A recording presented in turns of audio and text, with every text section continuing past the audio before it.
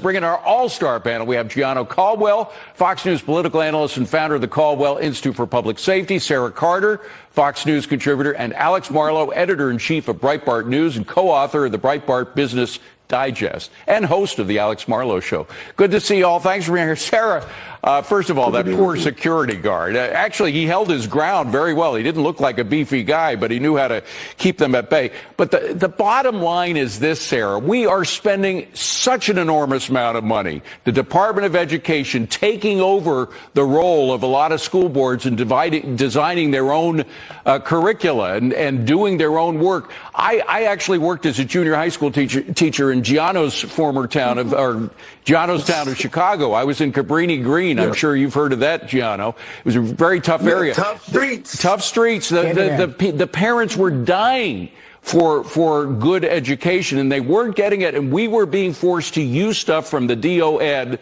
that was bad material, bad educational material. They bribed the school board into accepting it, and they did, and it wasn't working. That's the problem. We have, by the way, test scores for all this money that we're spending are going down. We just heard last week, and it's not just a pandemic. From 2022 to now, reading and math scores have plummeted, so they have no excuse whatsoever, the Department of Ed. Well, yeah, I mean, David, they've not only plummeted, but the cost per pupil has gone over 245% since the 1970s because of the Department of Education, to the tune of, like, I think $103.9 billion last year, divided between their 10 subcomponents. And parents were waking up. I mean, all you have to do is look back at COVID. As soon as there was the lockdown and parents were keeping students at home, our eyes were wide open. I saw it for myself. My friends were calling me in Virginia from Loudoun County. They were saying, this is a joke. Our children aren't learning. Our teachers have a woke agenda.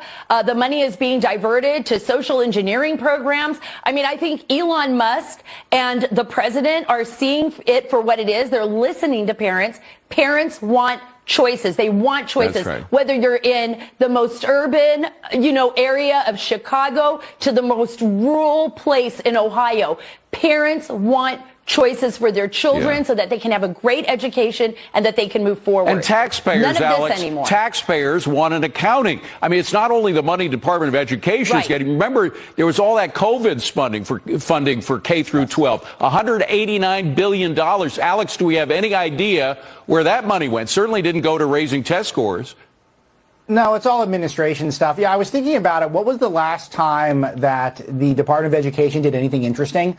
They cracked down on the red state governors who wanted to ban masks in school, which turned out to be anti-science and were totally antisocial. That was the last time they did anything. If you did an audit of all the people who are worthwhile working at the Department of Education, you're going to turn up 0 names of anyone doing anything good. So here's the plan. Here's what they got to do.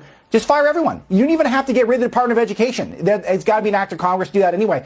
Just go in there, fire every single person so that no one works there. Maybe leave one person to mop the floor, and that's it. Education will improve when the Department of Education gets out of the way and local communities and families can take the lead on people's education. Well, and give them a choice. Sarah mentioned this, Gianno, the fact that the president did sign an executive order expanding the idea of school choice, putting the federal government behind the idea. It's no longer an experiment. He wants to make it the rule of law, the way we do business in American education system. How would school choice, giving people the money back that they're now paying for education, subpar education, and allowing them to spend it where they want to, where they know their kids will learn something, how will that change the situation in a place like Chicago?